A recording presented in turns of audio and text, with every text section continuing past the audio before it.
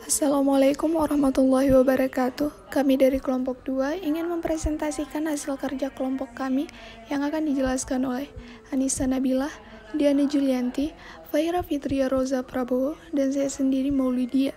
Judul materi kelompok kami adalah Wahyu dan Permasalahannya. Saya Diana Julianti akan menyampaikan pengertian wahyu secara bahasa dan istilah. Secara bahasa, wahyu berasal dari bahasa Arab yang dapat disimpulkan dengan pengertian memberikan isyarat atau pemberitahuan yang khusus ditujukan kepada orang yang ingin diberitahu dengan cepat dan tersembunyi. Sedangkan pengertian wahyu secara istilah syar'i adalah apa yang diwahyukan kepada para nabi, kemudian Allah teguhkan wahyu itu di dalam hatinya. Saya Anissa Nabila akan menjelaskan perbedaan wahyu dengan ilham. 1.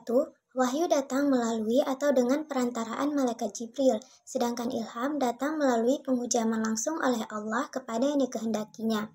Yang kedua, wahyu hanya diterima oleh para nabi dan rasul saja, sedangkan ilham dapat diterima oleh siapapun saja yang dikehendaki Allah, baik sewaktu pintu kenabian masih terbuka maupun setelah tertutup.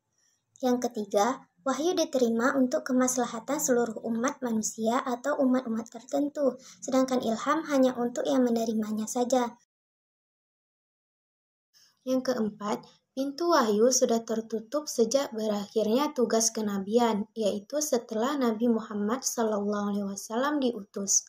Sehingga, wahyu dikenal oleh kalangan ulumul Quran dengan istilah tertutup rapat pintunya, sedangkan pintu ilham selalu terbuka selagi ada manusia dan berlaku sepanjang masa. Sehingga ilham dikenal di kalangan ulama ulumul Quran dengan istilah terbuka pintunya. Yang kelima, ilham dapat berisi ilmu pengetahuan, perasaan halus, insting, atau berupa tabiat yang diberikan kepada semua manusia atau hewan. Sedangkan wahyu diberikan khusus kepada nabi yang datangnya dari Allah melalui malaikat dan ada kewajiban untuk menyampaikan kepada seluruh manusia. Menjelaskan tentang macam-macam wahyu. Yang pertama, taklimullah. Allah Azza wa Jalla berbicara langsung kepada nabinya di belakang hijab, yaitu Allah Subhanahu wa Ta'ala menyampaikan apa yang hendak Dia sampaikan, baik dalam keadaan terjaga maupun dalam keadaan tidur. Yang kedua, Allah Azza wa Jalla menyampaikan risalahnya melalui perantara malaikat Jibril, melalui beberapa cara, yaitu 1. Malaikat Jibril menampakkan diri dalam wujud aslinya. Cara seperti ini sangat jarang terjadi, bahkan hanya terjadi 2 kali. Pertama, saat malaikat Jibril mendatangi Nabi Shallallahu Alaihi Wasallam setelah masa vakum dari wahyu. Yang kedua, Rasulullah Shallallahu Alaihi Wasallam melihat malaikat Jibril dalam wujud aslinya.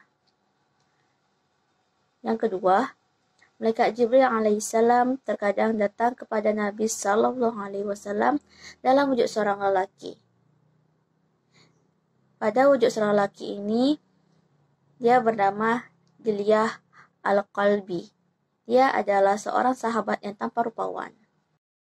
Yang ketiga, malaikat Jibril mendatangi Nabi Sallallahu Alaihi Wasallam, namun ia tidak terlihat.